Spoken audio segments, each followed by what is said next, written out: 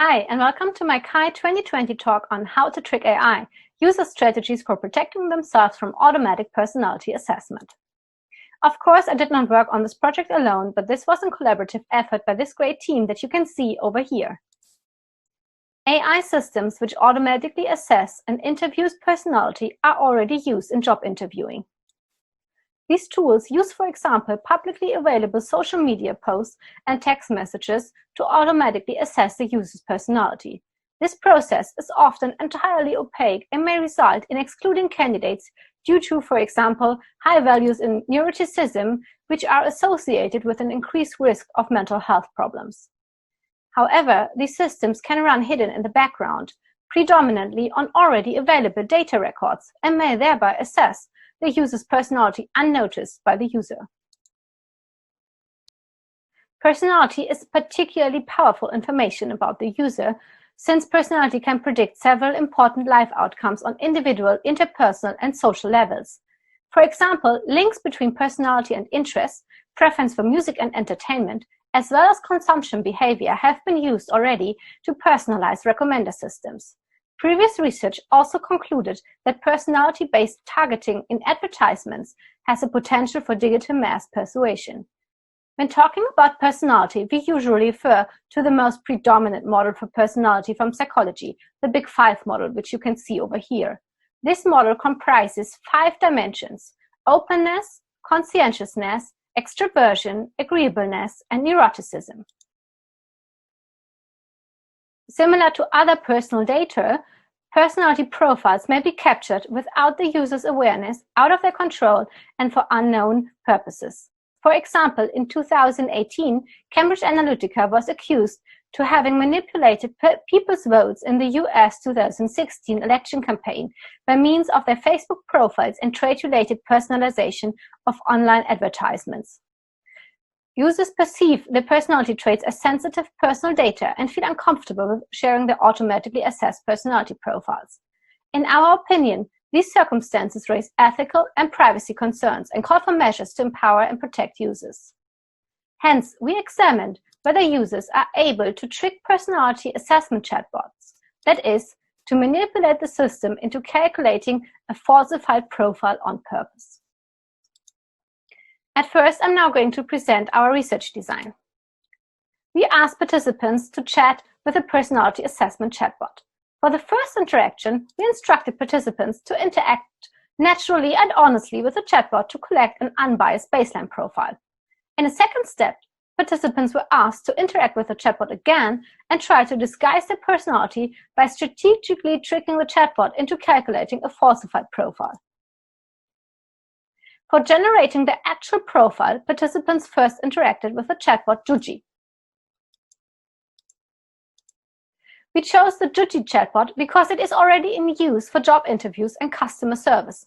Furthermore, it has a good prediction rate in comparison to other approaches.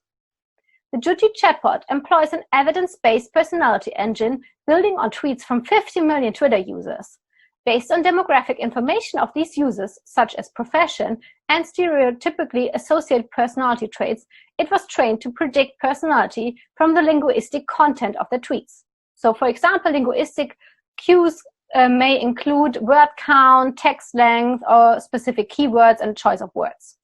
For the 2 interactions, we needed a realistic, goal-directed interaction use case that we could frame in 2 distinctive ways. We chose customer service scenarios since chatbots are already in use in customer service. One chatbot interaction contained 3 customer service scenarios. That is, solving smartphone battery issues, booking a holiday, and buying a backpack. And you can, for example, see here an example of a conversation with a booking a vacation chatbot. After participants had interacted with the chatbot, we asked them to have a look at their chatbot-generated personality profile. This profile also included textual explanations of the Big Five dimensions. Subsequently, we asked participants to fill out a questionnaire regarding their perceived accuracy of the generated personality profile. Finally, we conducted a semi-structured interview to gather deep qualitative insights into the participants' assumptions of what factors the chatbot may use to calculate their profile, that is the mental model, and which strategies could be effective to now trick the system. Furthermore, we also asked them about their general attitude towards such systems and whether or not they would be willing to share their profile. The second interaction was then framed by a story in which participants had to imagine interacting with a chatbot that tries to assess their personality for unknown purposes and out of their control. We explicitly asked them to try to prevent the chatbot from capturing their actual personality and induce a falsified profile. To increase their motivation, we offered an incentive of 50 euros. After participants had interacted with the chatbot, we again showed them the generated profile and asked them to fill out a questionnaire. Finally, we asked them again in an interview which strategies they used to trick the system. To compare the chatbot-generated profile with participants' true personality, we also asked them to fill out a Big 5 personality questionnaire in the very beginning of our study. This personality questionnaire profile was considered our ground truth for the evaluation. To compare participants' mental model before and after interacting with the chatbot, we also conducted an interview at the beginning. So what did we find out? 21 participants completed our study. We calculated and compared the personality profiles for the Big 5 questionnaire, the first actual chatbot profile, and the second falsified chatbot profile. You can see here the personality questionnaire profiles. Now, please compare those with the profiles generated by the chatbot after the first interaction. That is, remember, the actual chatbot profile. It is noteworthy here that the chatbot consistently calculated high values for extroversion, agreeableness, and neuroticism, but rather lower values for openness and conscientiousness for all participants. In contrast, the questionnaire profiles show a larger variation for all traits. This resulted in discrepancies between the personality questionnaire profile and the chatbot-generated actual profile. Of course, we do not really know here whether the questionnaire or the chatbot profile represent participants' true personality.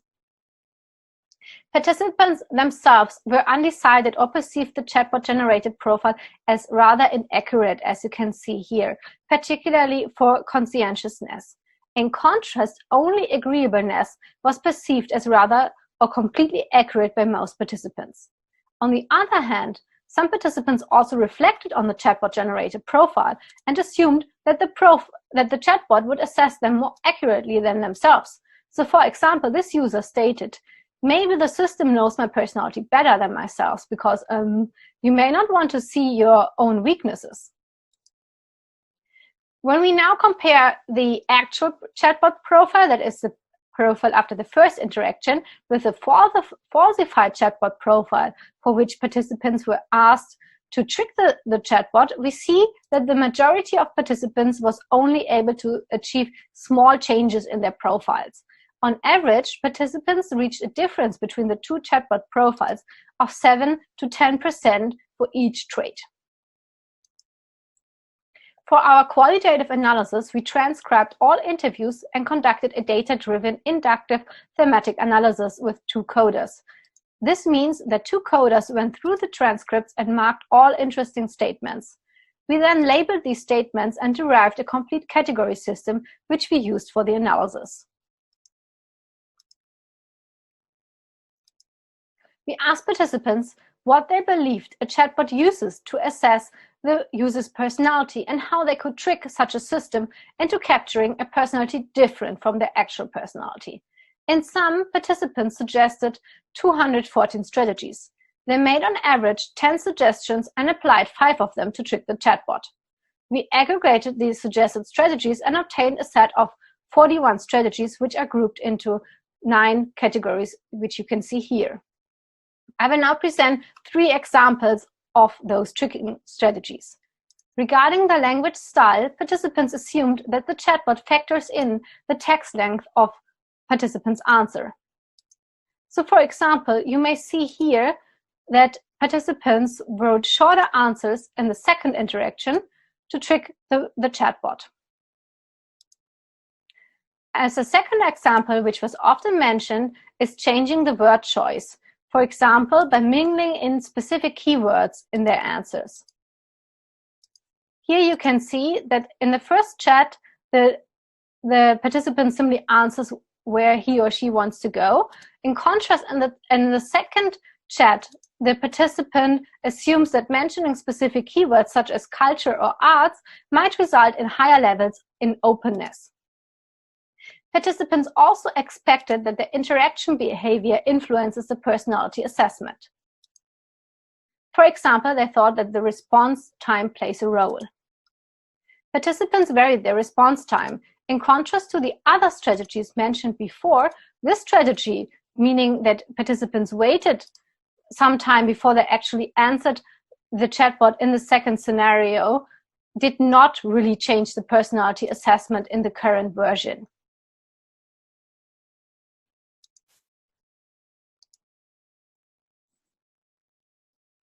Participants were willing to share their personality profiles with family and friends, but they were rather reluctant to share it with their boss or the general public. Most participants were reluctant because they found the personal data are not accurate enough. In particularly, they were worried about being judged or creating a wrong impression. For example, this participant sums up, if someone has a high value in neuroticism in a job interview, a company would never hire her. And that's awful. No one has a chance then to develop. If you're 100% in depression, that would lead to a class system. Towards the end of the last interview, we asked participants whether they could imagine to apply such strategies or change their online behavior in everyday life if personality assessment systems are actually employed. Participants were surprised that the personality assessment can work completely in the background, as this user puts it. It was practically like a job support conversation. I didn't think that this was possible. That you can assess the person just through that, and that is like a disguised personality assessment. While some participants did not see a need to trick those systems, others said that they would apply such strategies in job interviews or customer service scenarios, depending on the risk and benefits. As a reason why they would not try to deceive the system, participants put forward that it was too exhausting or they would forget about it. So, for example, this participant said, the chance of protecting the data is long gone, and one simply has to accept that. I don't think that's good, but it's a lot more exhausting to disguise oneself. I don't like to do that, and I have nothing to hide. I don't care. So what are our takeaways here now? Previous research shows contradicting results for personality profiling accuracy. While some stated in the past that personality profiling is already quite accurate, we discovered a discrepancy between the questionnaire and the chatbot-generated profiles. This discrepancy points to a limited accuracy, which might be caused by too few words by many participants. Nonetheless, these results underline that short interactions in real-world scenarios are likely not sufficient to derive a trustworthy personality profile. This is important to keep in mind when personality profiling is used for life-changing situations, such as job interviews. Overall, participants provided a wide variety of potentially effective factors to influence the chatbot's personality assessment. Despite the number of identified factors, participants were not very successful in tricking the chatbot and only applied a small subset of potential strategies. A reason for this could be that participants agreed that employing tricking strategies is exhausting, tedious, and difficult to keep up. The deliberate use of different language requires much concentration, even in such a written chat scenario. Hence, although participants felt uncomfortable with hidden personality profiling, they were reluctant to actually trick personality assessment systems. Therefore, we argue that HCI researchers as well as society need to protect people by designing supportive technology which allows for transparency and understandable explanations about the data collection and analysis practice. And that it is. With this claim, we stop our talk here. Thank you very much for watching, and please feel free to always contact us in case you have any questions.